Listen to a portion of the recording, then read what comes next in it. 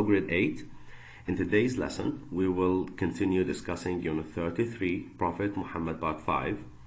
And we will continue our story, the story of Banu al-Nadir expulsion of Medina. The Banu al-Nadir remained under siege all night long, until it was time for the dawn prayer. After Bilal called out the Adhan, the Prophet rejoined them and the believers offered the Fajr prayer. The days passed. The Banu al-Nadir began to despair of help.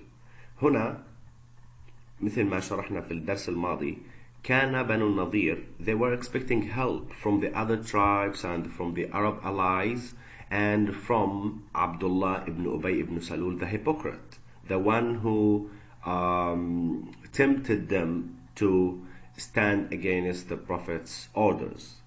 أي جميع الأشخاص الذين وقفوا معهم في البداية ووعدوهم بالمساعدة والوقوف معهم إذا قرروا معارضة أمر الرسول خذلوهم في النهاية ولم يأتي أحد منهم لمساعدة هذه القبيلة, which many of them had thought to be certain.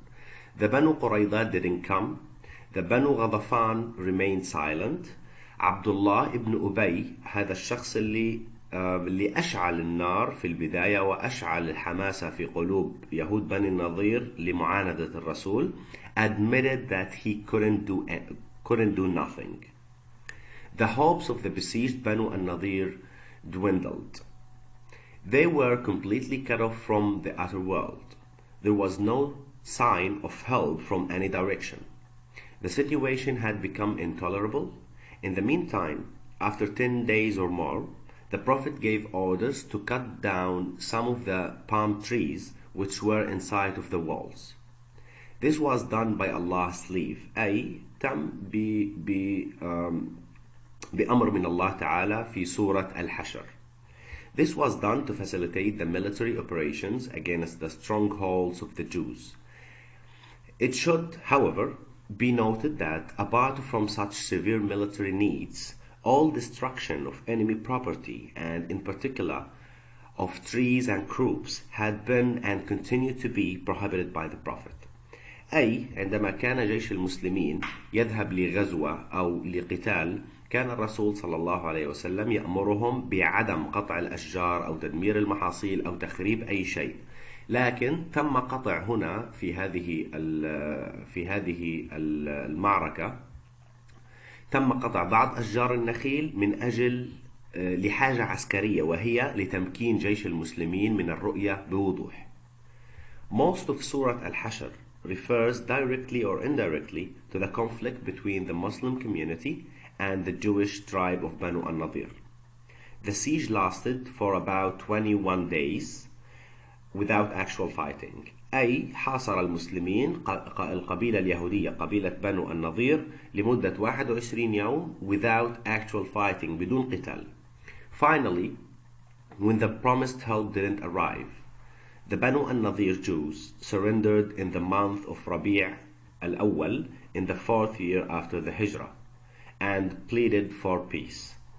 أي بعد أن تم خذلانهم من قبل حلفائهم سواء القبائل اليهودية أو حلفائهم العرب أو المنافق عبد الله بن أبي بن سلول, قرر بنو النضير الاستسلام والخضوع لإرادة الرسول صلى الله عليه وسلم.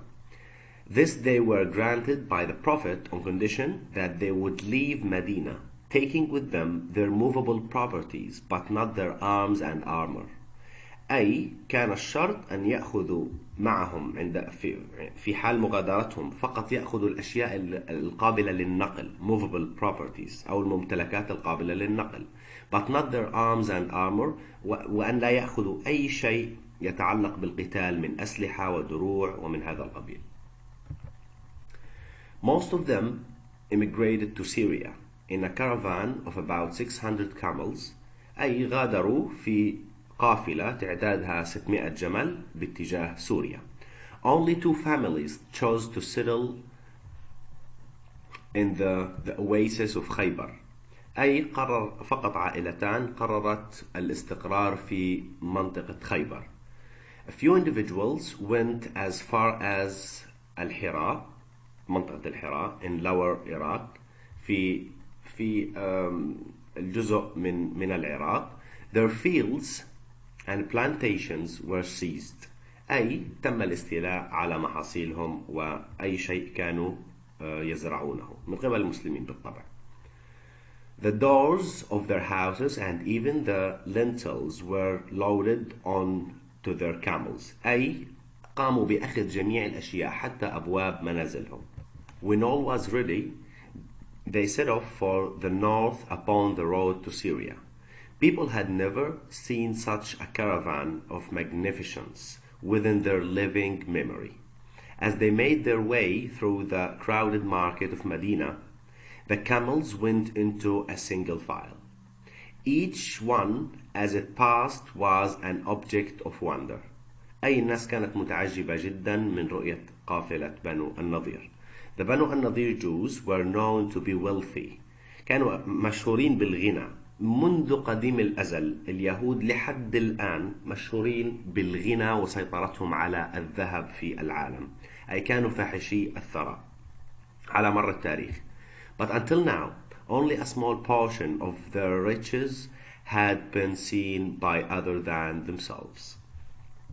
أي أن لا أحد يرى غناهم أو لا يظهرون ثراءهم أمام أحد فقط أمام أنفسهم. And now the next point is events following the expedition of Banu al-Nadir أو بعض الأحداث التي حدثت بعد غزوة. Expedition here means غزوة. Okay. After this expedition of Banu al-Nadir, some of the events happened, and now we are going to discuss some of these events. During the months which followed, Fatima, the daughter of the Prophet, gave birth to another son. Allah's Messenger was so pleased with the name Al-Hussein that he now named Al-Hasan, younger brother Al-Hussein, which means the little beautiful one. أي كان الرسول أسمى أو سمى أول ابن لستنا فاطمة سماه الحسن، والابن الثاني أو الأخ الأصغر للحسن أسماه الحسين, which means the little beautiful one أو الجميل. About the same time, Zainab bint Khuzaymah, the Prophet's wife, fell ill and died. He led her funeral prayer and buried her in البقيع. البقيع كانت مقبرة مشهورة في لحد الآن موجودة في السعودية. Not far from the grave of his daughter رقية. أي دفن زوجته زينب بنت خزيمة في مكان قريب أو في قبر قريب من قبر ستنا رقية ابنة الرسول. Zainab bint Khuzaymah was twice married and widowed before the Prophet married her. She was known for her pity and love for charity. This quality of giving won her the title of al-Masakin, or the mother of the poor. أي لأنها تحب الصدقة وفعل الخير والعطف على المساكين أخذت لقب المساكين. The Prophet's marriage to Salama. Abu Salama and his wife Salama had been a most devoted couple.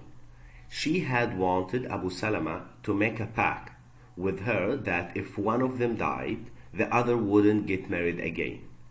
But he told her that if he died first, she should marry again. Her real name was Hind bint Umayyah. Abu Salama's actual name was Abdullah ibn Abd al-Asad of the Banu Makhzum clan, من قبيلة Banu Makhzum. He migrated to both Abyssinia, Al-Habasha, Ethiopia حاليا, and Medina, and was seriously wounded in the Battle of Uhud, and died a martyr a month afterwards, as we have pointed out earlier. 4 months after his death, the Prophet asked for Salama's hand in marriage. أي طلب الرسول يد سلمة.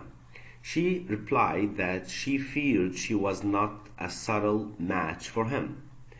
And she said, I'm a woman whose best time has gone, she said, and I am the mother of orphans. What is more, I have a nature of exceeding jealousy, and Allah's messenger has already one wife. أي كانت مترددة في الزواج من الرسول وقالت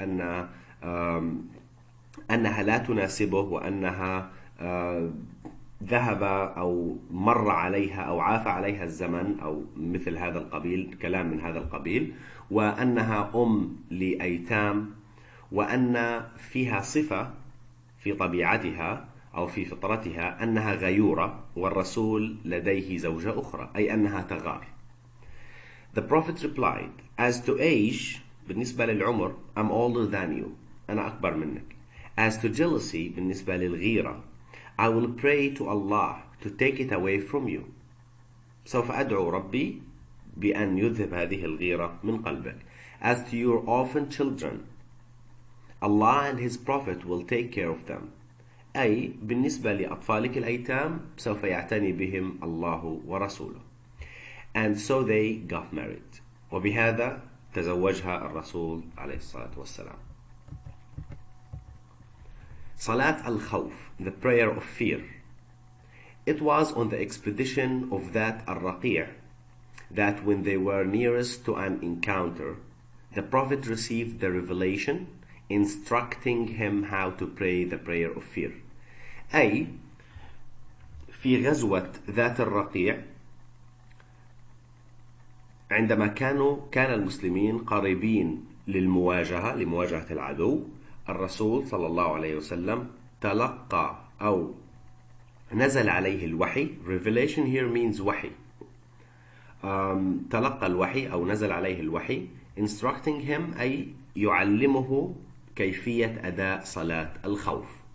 The revelation instructed how an army should offer the obligatory prayer and modify the movements of it at times of danger, and how some should keep watch while others pray.